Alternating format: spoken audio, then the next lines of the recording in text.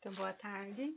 Eu sou a professora doutora Gabriela Canali Kretzmann e hoje eu vou trazer para vocês um assunto, então, trazendo um pouco dessa abordagem das ferramentas ômicas na medicina de precisão, né?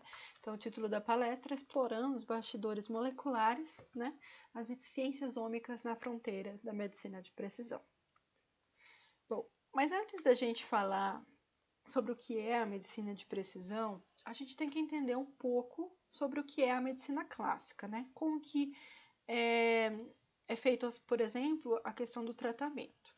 Então, o que seria na medicina clássica? Nós temos, então, uma droga, essa droga já bem validada no mercado, disponível, né? E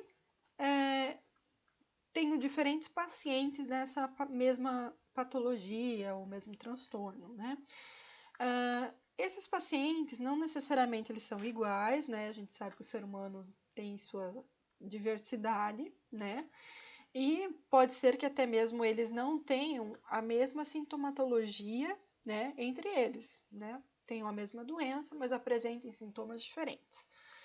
Bom, essa droga será administrada, então, para esses diferentes pacientes, e pode ser que um paciente tenha uma resposta clínica muito boa, muito eficaz para essa droga. Pode ser que um dos pacientes não faça diferença, a resposta dele não melhorou nem piorou, e pode ser que nós tenhamos pacientes que têm uma resposta muito ruim aos efeitos e com efeitos adversos, né? E ainda pode acontecer de ter exemplos, né, que essa droga ela foi administrada para algum paciente que teve tantos efeitos adversos que pode até ter vindo a óbito ou algum problema maior, certo? Bom, esse artigo que eu trago para vocês, ele não é tão atualizado assim, porém, ele traz uma estatística muito interessante. É um estudo que foi feito nos Estados Unidos com as principais drogas do momento para determinadas doenças. Vocês vão ver aqui que né, são doenças ou transtornos diferentes, né? Mas ele mostra essa proporção, então, né, de quando a condição, né, a doença foi melhorada e quando quantas outras pessoas não tiveram essa melhora.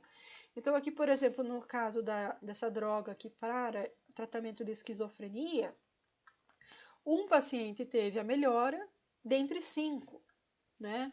Quando a gente vai aqui para outras patologias, percebam que essa proporção pode ser bem exorbitante, bem diferente, né? Então, vejam aqui, são medicamentos, como eu falei, comuns, né? Já estão bem validados no mercado, bem utilizados, mas não significa que eles vão ser eficientes para todo mundo, tá? Então, voltando lá, o que é a medicina de precisão, né? Então, a medicina de precisão, ela vai utilizar não apenas os dados clínicos, mas também outros dados daquele paciente. Ele vai enxergar o paciente como uma pessoa única ali naquele momento e vai incluir, então, os outros determinantes, por exemplo, determinantes genômicos, sociais, outros dados de saúde, para fornecer um tratamento mais personalizado e otimizado. Então, eu quero deixar claro aqui que os dados clínicos eles são muito relevantes, muito importantes, mas eles são apenas a ponta do iceberg quando a gente pensa em pacientes, né? Então, o que mais tem dentro desse mais profundo ali no iceberg, né? Nós temos os dados de genômica, né? O DNA daquele indivíduo tem mutações, não tem, mutações, né? Genes importantes, a transcriptômica, né, como que esses genes estão sendo transcritos, a própria a microbioma ali daquele indivíduo, que hoje em dia a gente tem muitos estudos saindo mostrando como a microbioma do indivíduo pode interferir tanto na questão da proteção quanto suscetibilidade, né, a algumas patologias, o metiloma, a proteômica, né, e até mesmo o próprio estilo de vida. Então, são muitos fatores que influenciam, né, no desenvolvimento de uma doença, por exemplo. Então, e além de tudo isso, vamos pensar na complexidade do ser humano, né? Quando a gente pensa nisso, existem pelo menos 3 frentes que a gente pode elencar aqui, né? O psicológico, por exemplo, como que esse indivíduo expressa suas emoções, né? O que está envolvido nisso. O social, ou seja, como que esse indivíduo se relaciona com as demais pessoas. E a própria biologia, qual que é a composição, né? Como que está o DNA? Temos mutações? Não temos? E genes que podem acarretar em algum tipo de patologia. Aqui eu abro uma aspas, né? Mutações todos nós temos, mas se a mutação pode levar ou acarretar uma patologia, aí vai depender, né? Do gene, da região do gene, muitos fatores, né? Mas a gente tem que conhecer isso, né? Então, aqui na minha palestra, né, a gente considera toda essa complexidade, mas eu vou falar mais dessa parte biológica, então, tá?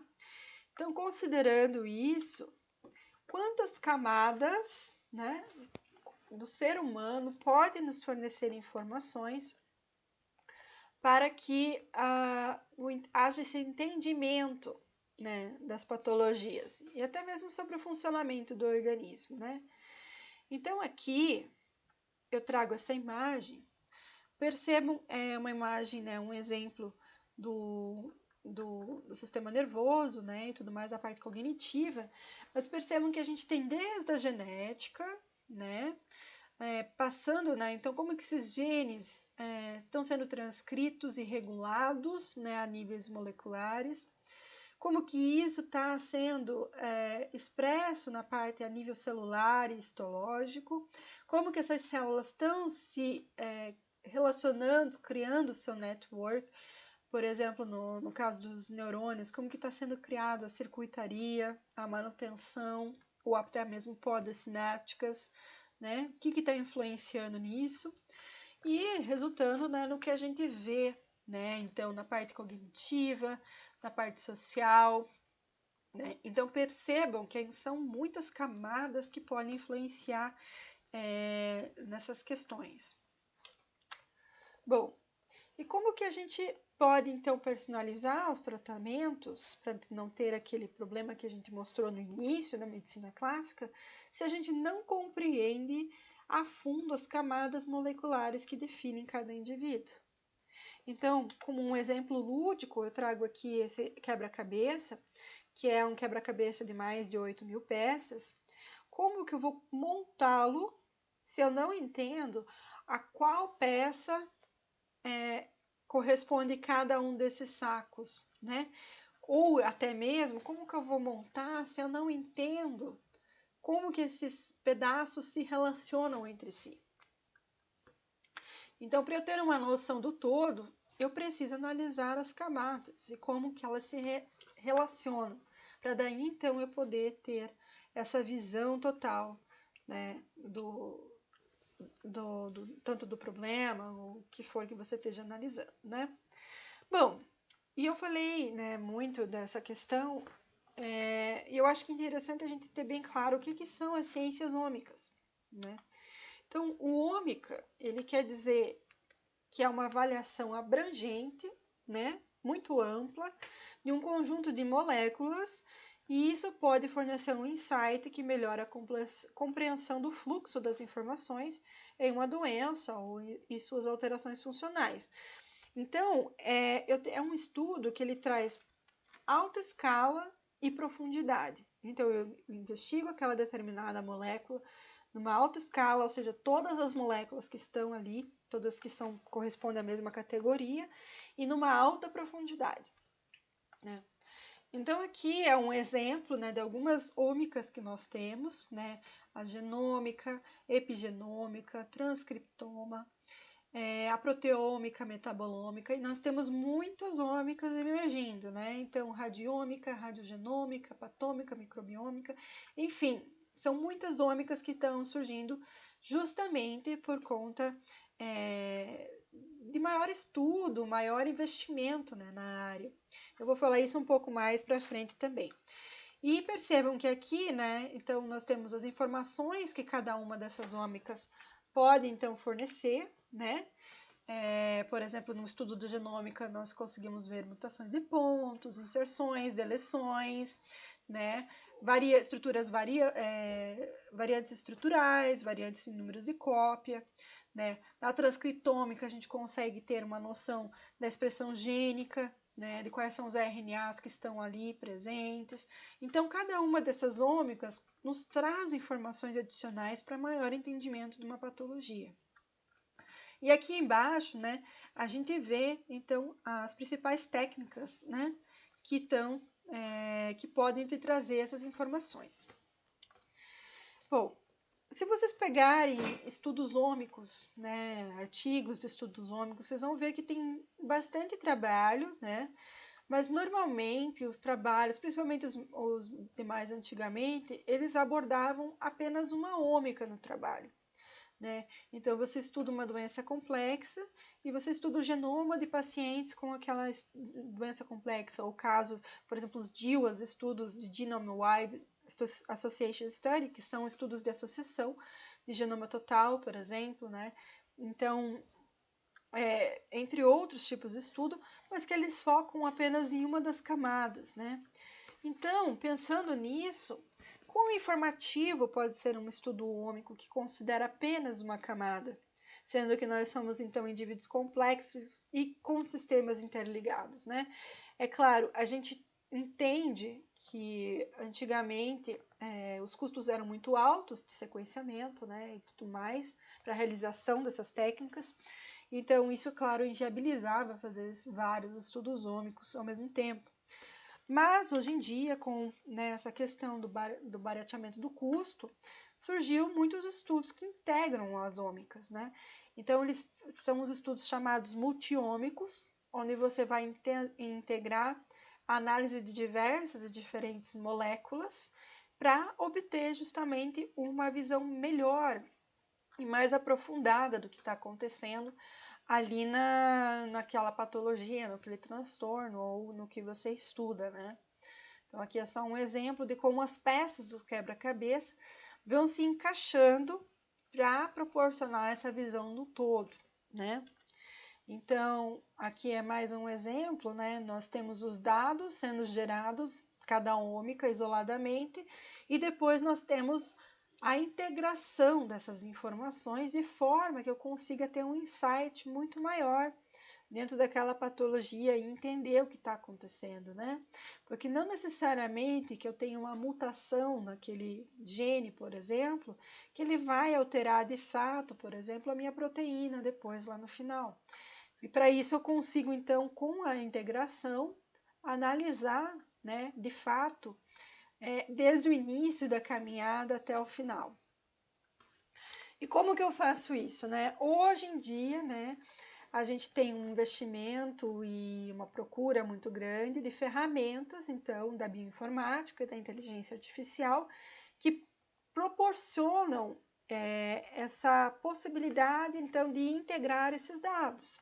Né? Pense que são dados que são gerados por técnicas diferentes, né? E para que eu possa integrá-las e interpretá-las em conjunto, eu preciso de normalizações, né, desses dados.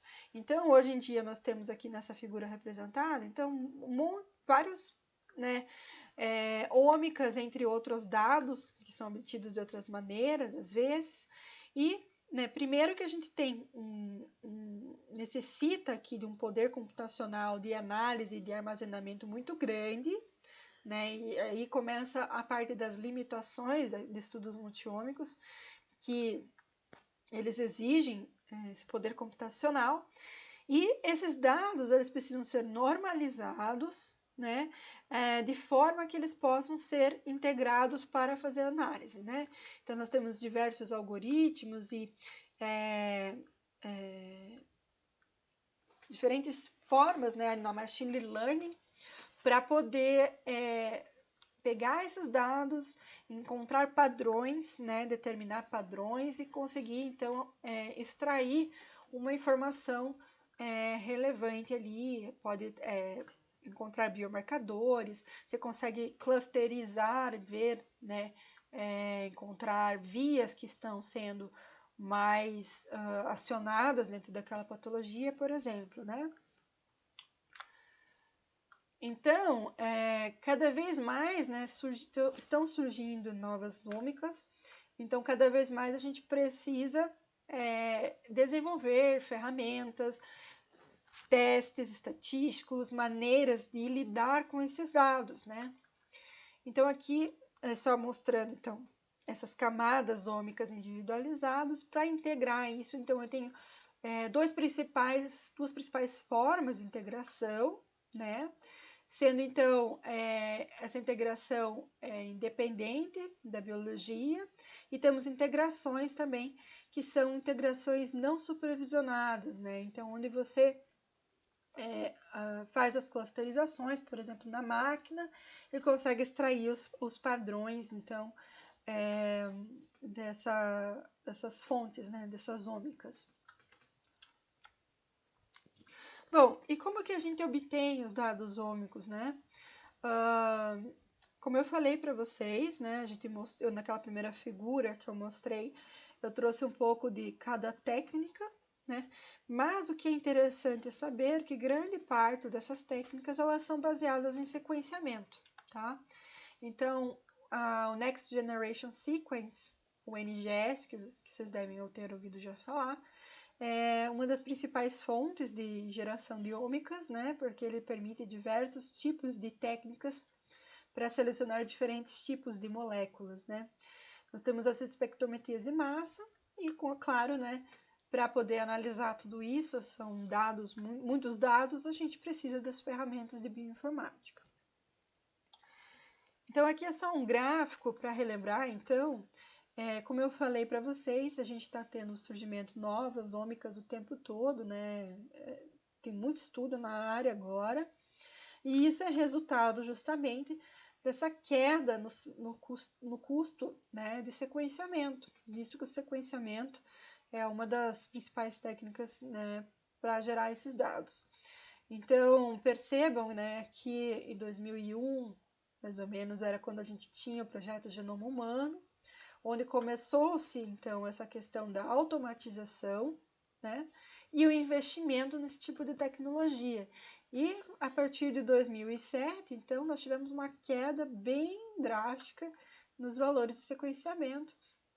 E, consequentemente, vocês vão ver, se vocês forem procurar por estudos, né, vão ter muitos estudos surgindo com ômica nessa época. Hoje em dia, nós temos principalmente o sequenciamento de segunda geração e o de terceira geração, resultando em ômicas, né? Então, o de segunda geração, ele gera short reads, que a gente fala. Então, devido a uma limitação do próprio aparelho, a gente precisa fragmentar essas moléculas a um tamanho que o aparelho tem a capacidade de fazer a leitura, né? Então, por isso são short reads, né? Nós temos diferentes construções de biblioteca para esse sequenciamento, né? Mas, em média, normalmente, o máximo de fragmento é 350 pares de base. Então, aqui são as duas principais marcas que a gente tem hoje em dia. A Illumina ela ainda domina o mercado com diversos tipos de sequenciadores. E a MDI também agora está entrando forte no mercado, né, com sequenciadores também com short reads.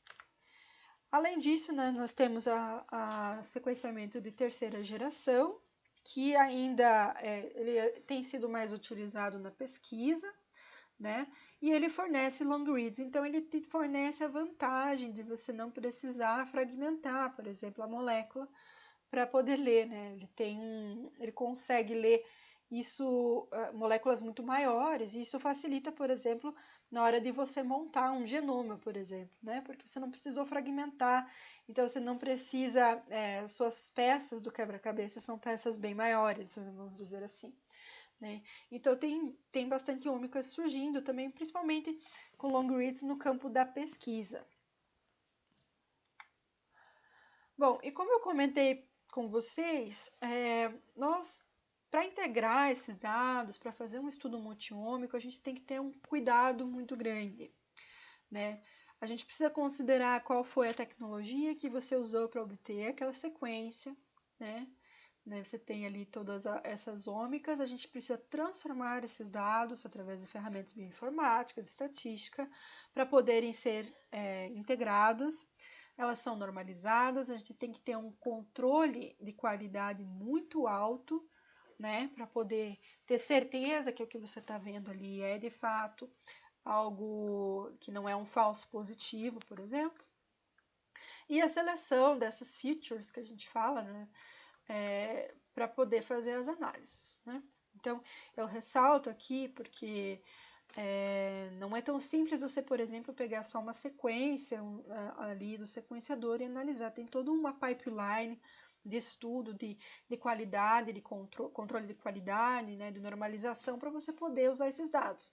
E isso pensando só numa ômica. Agora, pensando em várias, a gente tem que ter, então, formas de integrá-las, e para isso a gente utiliza de várias transformações e estatística.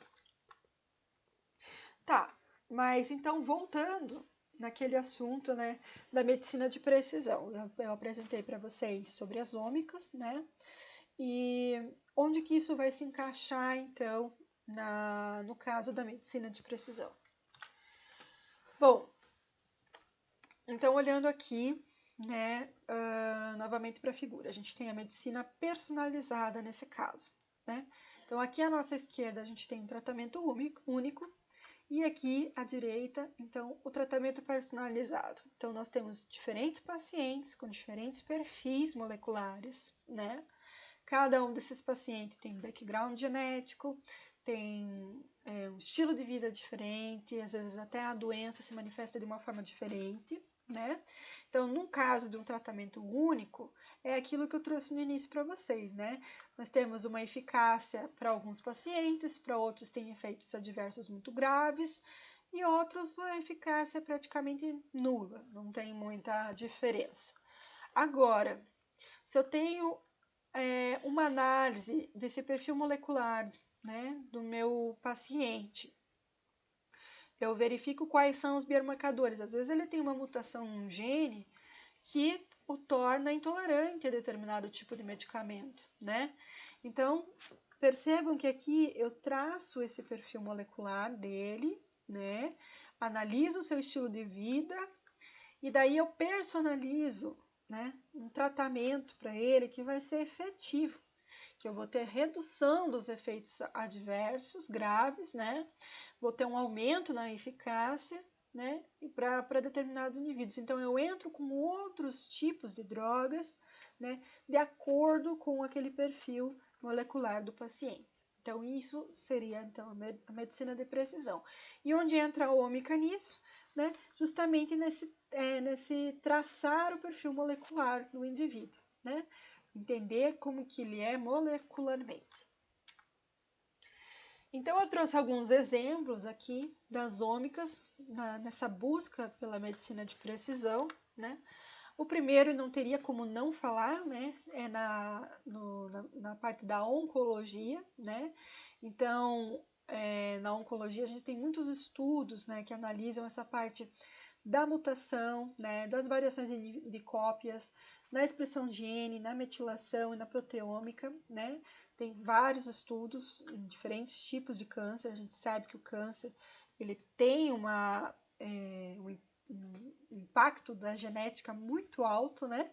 Então aqui a gente vê justamente essa integração desses dados, né, do paciente, e isso permite, primeiro, identificar subtipos clínicos, né, mais frequentes, e também qual é o subtipo clínico do paciente, entender essa fisiopatologia do câncer, ver qual da droga-alvo vai ser mais efetivo no caso desse paciente, e isso vai dar um suporte para as decisões clínicas, né?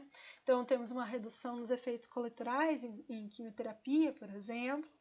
A gente consegue usar drogas para mutações alvos, né? Imunoterapias personalizadas, e isso, com certeza, né?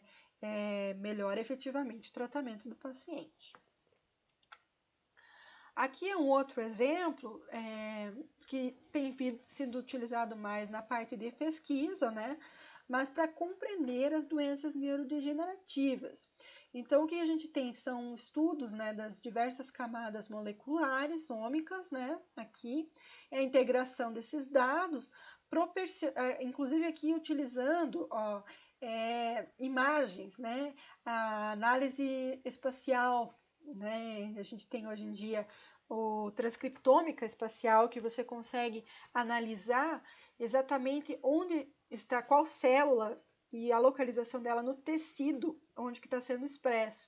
Então, você juntando, integrando esses dados, você consegue até reconstruir, né, quais são as vias metabólicas que estão desreguladas, ou o que está acontecendo no caso, né?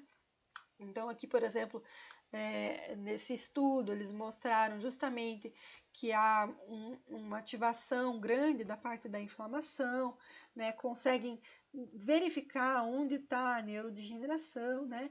Então, ainda é um estudo que está aplicado na parte da pesquisa, não na medicina de precisão, mas que, dependendo dos resultados, a gente, né, pode talvez ter uma perspectiva melhor no futuro para a parte clínica e até mesmo para o desenvolvimento, né, de outras drogas e terapias.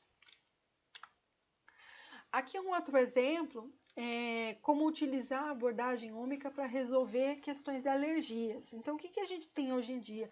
As alergias, elas às vezes são colocadas todas no mesmo pacote, vamos dizer assim, né? Nós temos alergia à alimentação, nós temos eczema, esofagite eosinofílica, rinite alérgica, asma, né? E elas têm fenótipos, né, que meio que se misturam e dificultam essa clusterização, essa separação dos pacientes, né? Então, são doenças extremamente heterogêneas na população, né?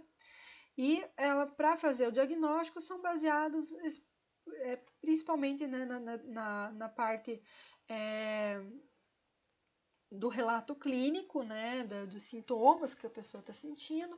Existem alguns exames, né, bioquímicos, mas mesmo assim eles não possibilitam uma clusterização tão eficiente.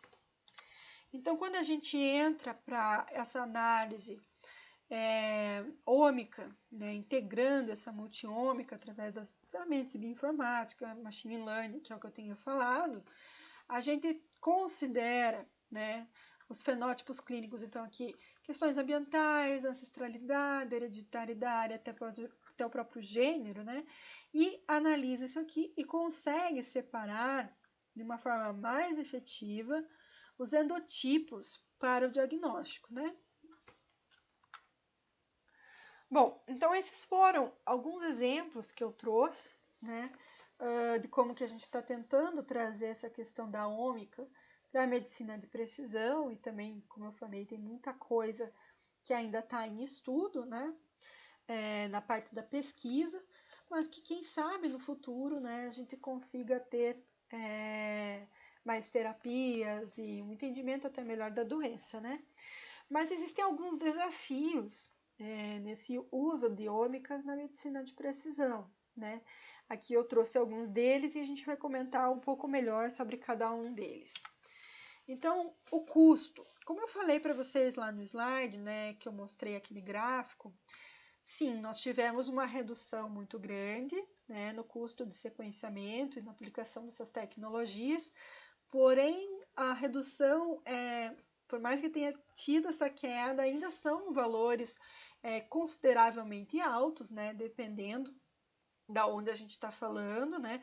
Muitos desses reagentes são importados às vezes, né? A gente não tem fabricação própria, por exemplo, aqui no Brasil, e não condizem com a realidade de muitas pessoas, né? Inclusive a questão da própria aplicação no SUS, né? Do que já é padronizado na clínica, tem toda uma questão, né, dessa questão do custo. Porque, justamente, como eu falei, a gente ainda depende muito de importação, né, de reagentes. Então, a gente está muito à mercê da flutuação do dólar, por exemplo.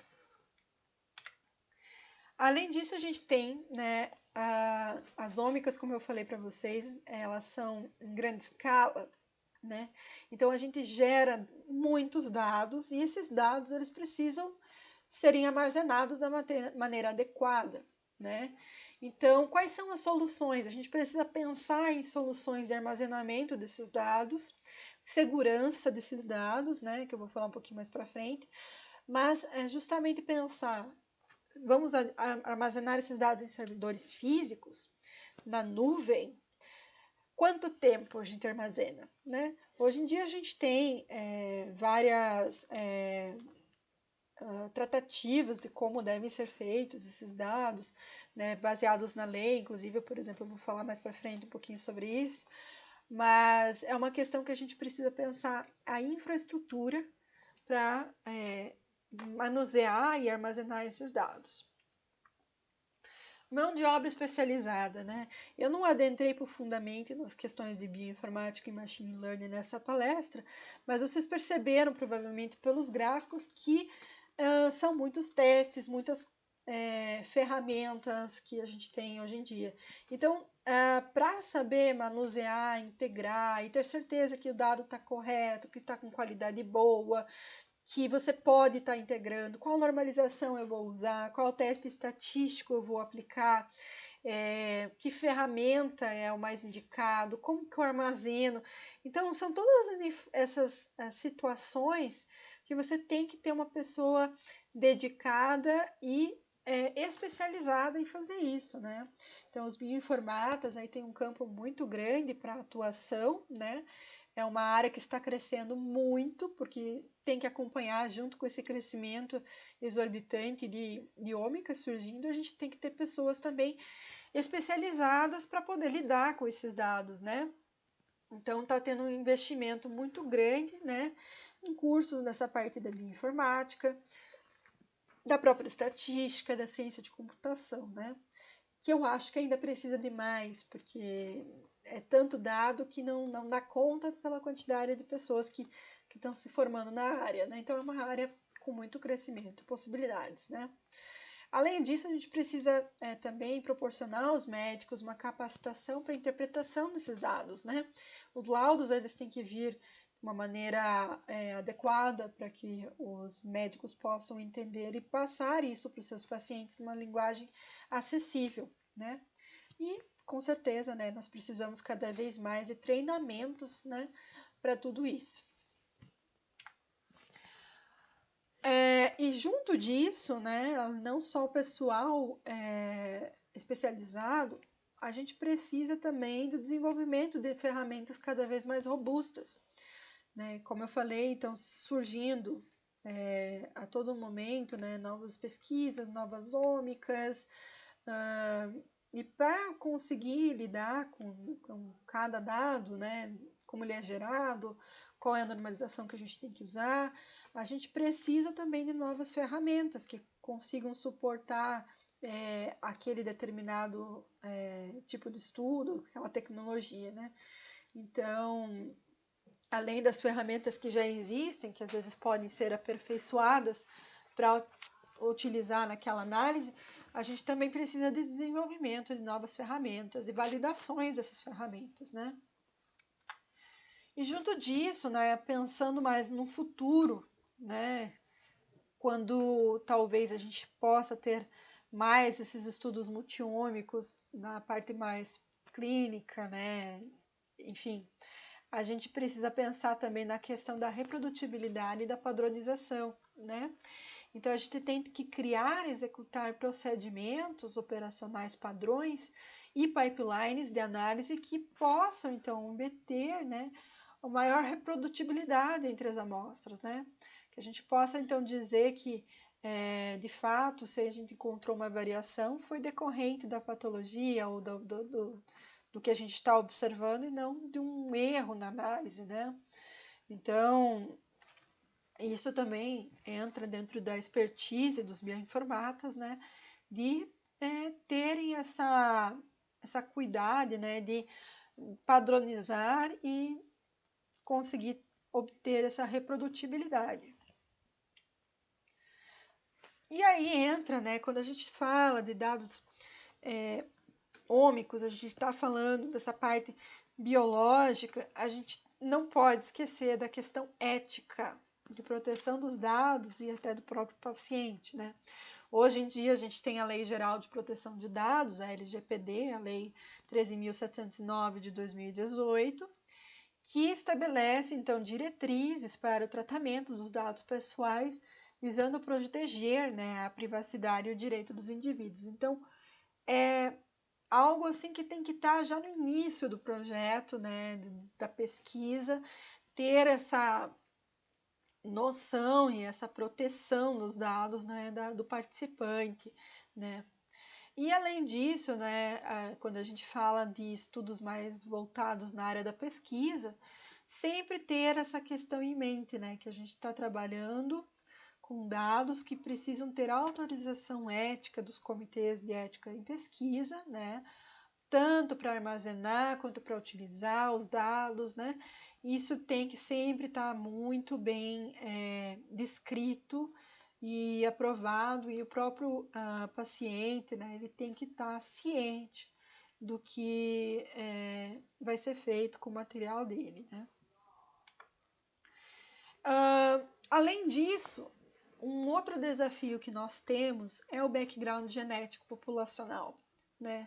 Então, grande parte desses estudos ômicos, principalmente falando aqui na questão da pesquisa agora, eles foram realizados em populações europeias e dos Estados Unidos e algumas até asiáticas, né? Então, por que isso interessa?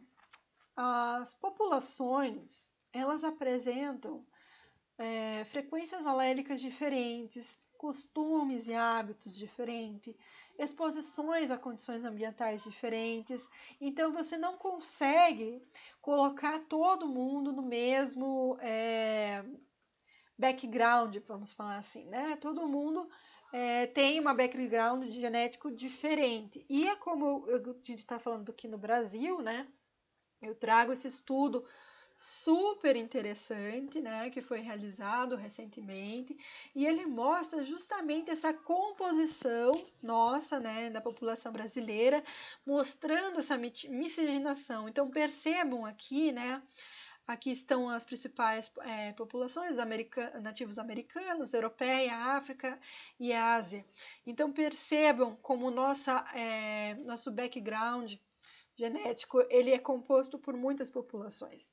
Então, a gente querer dizer que o que foi visto lá na Europa vale para a gente aqui no sentido de uma patologia, você precisa primeiro ver se tem reprodutibilidade aqui dentro da nossa população, tá? Bom, e falando da acessibilidade, né? Como eu falei, os estudos ômicos, por mais que eles tenham caído o preço, né, do sequenciamento, ele ainda não condiz com a realidade de todo mundo. Então, pensando ainda mais longe na questão dos estudos multiômicos, do estudo de medicina de precisão, né? Qual é a acessibilidade para todo mundo na população, né? Hoje em dia a gente tem os acessos a exames genéticos pelo SUS, né, após o requerimento do médico, mas isso ainda não é uma realidade multiômica e também não sabemos nem se um dia será, né? Ou, né, se for pensar otimistamente, queremos que seja, né? Então, hoje em dia, a gente está tendo um incentivo nessa questão da pesquisa, né, de Genomas Brasil SUS, justamente para a gente ter essa noção da nossa população, do nosso background, como que funciona a genética da nossa população, né? E também o mapa Genoma Brasil, né, que ele é mais voltado para oncologia e para cardiologia, né? Mas ele também tem esse objetivo, né, da parte ômica, né, principalmente da parte genômica, né? Para a gente ter esse entendimento na nossa população. Bom, e como conclusão, né, o que eu posso trazer de tudo isso para vocês? Então, as ciências ômicas, elas estão transformando a medicina de reativa, onde a gente só, tipo, respondia depois que já estava doente, para proativa, onde a gente tenta evitar também. As ômicas servem também de uma maneira a gente conseguir nos precaver, às vezes, né, de uma coisa, do desenvolvimento de alguma doença, alguma coisa assim. Então, cada avanço na interpretação desses bastidores moleculares nos aproxima mais de tratamentos verdadeiramente personalizados. Porém, eu trago um questionamento, né, que é uma reflexão que eu faço já há muito tempo, e acho que vocês também devem estar fazendo aí. Quando que essa possibilidade, então, vai ser de alcance a todos, né? A gente espera que seja, né? No futuro próximo também, né? Bom, então eu gostaria de agradecer, né, aqui à Universidade Federal do Paraná, onde eu sou professora colaboradora na pós-graduação de genética, e aos laboratórios que eu faço parte, também ao CNPq, né?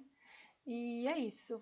Eu agradeço novamente pela oportunidade, né, de apresentar, e qualquer coisa estou à disposição.